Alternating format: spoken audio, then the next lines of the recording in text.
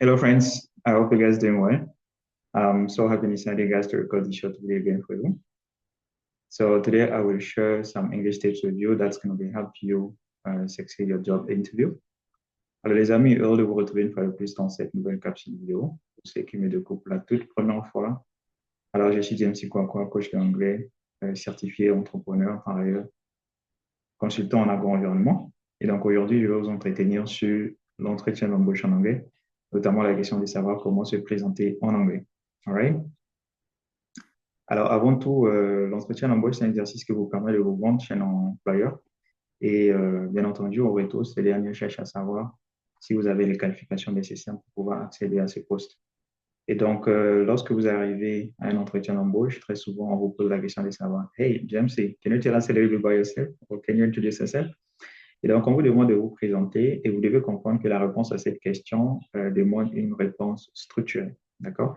Et donc, tout le long de cette présentation, on va voir quels sont les éléments à prendre en compte lorsque vous devez répondre justement à ces fameuses questions. Cette fameuse question de How do you introduce yourself or can you tell us a little bit about yourself? All right? Et donc, la question peut être posée en fait sous diverses manières parce qu'on a plusieurs expressions pour justement en fait vous poser cette question. Et donc, néanmoins, pour répondre à cette question, il y a pas mal d'éléments que vous devez tenir compte, notamment une petite salutation, bien entendu, au début, d'accord? So, I declare by greeting in English. Et donc, c'est à l'image justement de cette petite phrase d'appel. So, good morning. Thank you for giving me the opportunity to introduce myself. All right? Donc, good afternoon, ça dépendra de l'heure. Good morning, c'est bonjour le matin. Good afternoon, bonjour l'après-midi ou encore bon après-midi. All right? Et donc, ça, c'est très important. Il faut toujours saluer la personne justement pour montrer que vous êtes poli et aussi professionnel. All right? Donc, ça, c'est la première des choses à ne pas oublier. La deuxième chose ici sera justement l'identité, présenter son identité, notamment le nom et quelques basic information. All right? Donc, une petite présentation, une brève présentation. Vous n'avez pas trop citer votre carte d'identité ou encore les informations de votre carte d'identité, d'accord? Et donc, ici, on a une brève présentation mais concernant, par exemple, So, good morning. Thank you for giving me the opportunity to introduce myself. My name is James Kwakwa. I'm an engineer, entrepreneur, certified English coach based in Côte d'Ivoire. All right? Donc, au niveau de nom et aussi quelques informations basiques, bon, ça dépendra justement du contexte si éventuellement vous devez aller jusqu'à donner en fait votre situation familiale, est-ce que vous êtes marié ou pas, donner l'âge et tout. En gros, ça dépendra justement de l'opportunité qui est en face de vous. Si éventuellement vous jugez qu'en fait ces informations-là sont pertinentes, d'accord, vous pouvez donner toutes ces informations. Mais bien entendu, si c'est pas nécessaire, vous pouvez juste en fait vous arrêter là. OK? So, is that okay, guys? So, good morning. Thank you for giving me the opportunity to introduce myself. My name is James Kwakwa. I'm an engineer, an entrepreneur, and certified English coach based in Côte d'Ivoire. All right? Donc, ça, c'est juste en fait une brève présentation concernant mon identité, donc nom, prénom et aussi mon localisation actuelle, d'accord? Ça peut être aussi une ville si éventuellement vous êtes en Côte d'Ivoire, que vous postulez pour une entreprise également qui est localisée en Côte d'Ivoire, que vous voulez signifier en fait là où vous êtes, c'est-à-dire la ville, voilà. Je pense que si vous êtes tous les deux en Côte d'Ivoire, ce sera pas important, voilà, de donner justement en fait de parler du pays. Naturellement, ça serait peut-être privilégier en fait la ville et tout, là où vous êtes.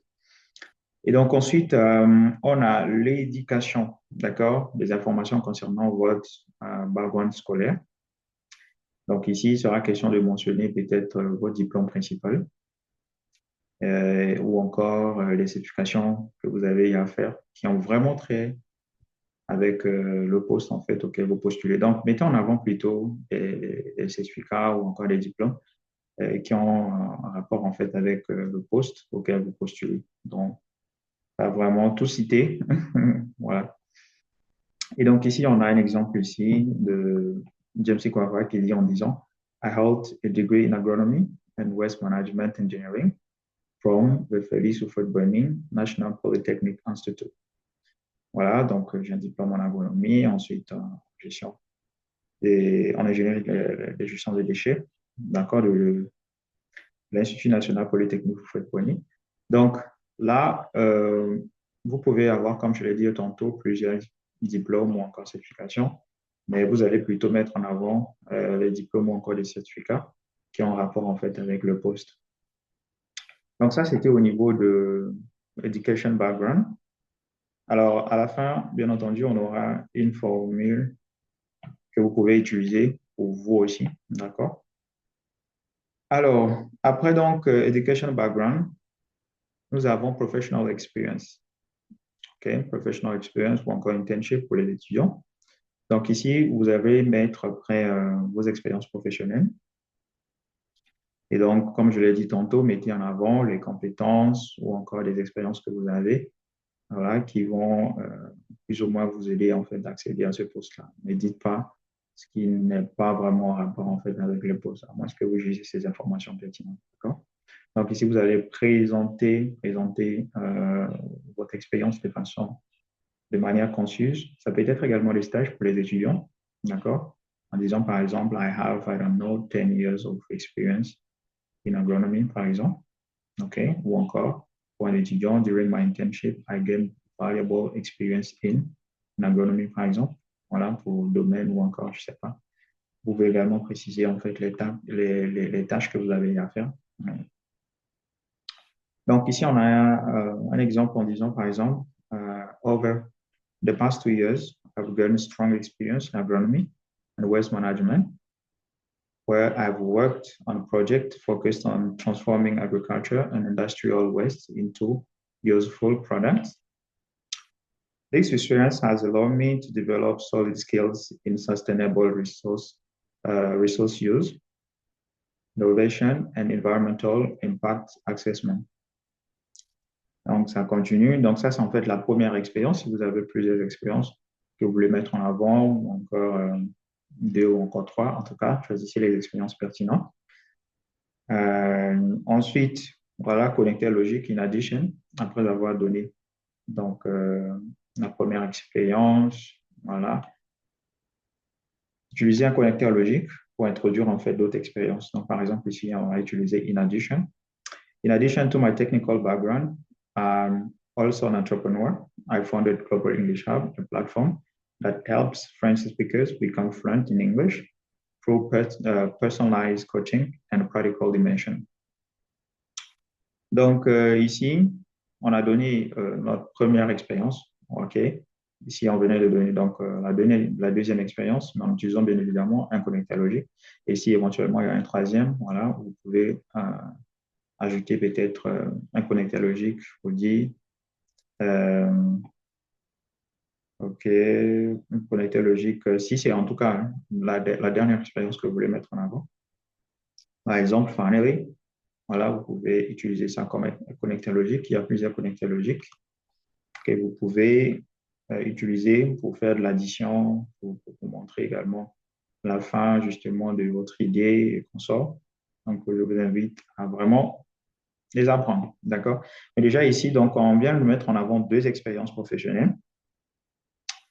Ensuite, on a key skills. Mettons en avant également certaines compétences que vous jugez pertinentes, okay, pour pouvoir décrocher en fait l'offre en face de vous. Et donc ici, il sera question de souligner 2 à 3 compétences clés qui correspondent surtout au poste visé. Donc en disant par exemple, I am skilled in communication or project management or customer service. Et ici, par exemple, moi, me concernant, voilà, j'ai juste pris quelques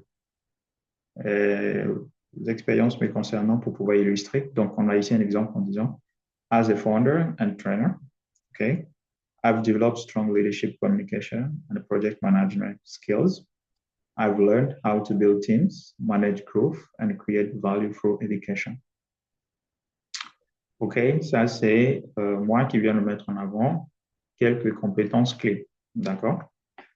Après key skills, on a personality traits. OK? Alors ici, il sera question pour nous de montrer notre attitude ou encore notre état d'esprit professionnel, d'accord, en disant par exemple, I am motivated and detail-oriented person who enjoys teamwork and learning new things, all right? Donc, ici, c'est vraiment mettre en avant, en tout cas, vos traits de personnalité. Par exemple, ici, mes concernant, voilà, j'ai mis ici en disant, I am motivated and result-oriented professional, passionate about using science, innovation, and entrepreneurship to create sustainable solutions and empower others. All right? Donc ça, c'est un élément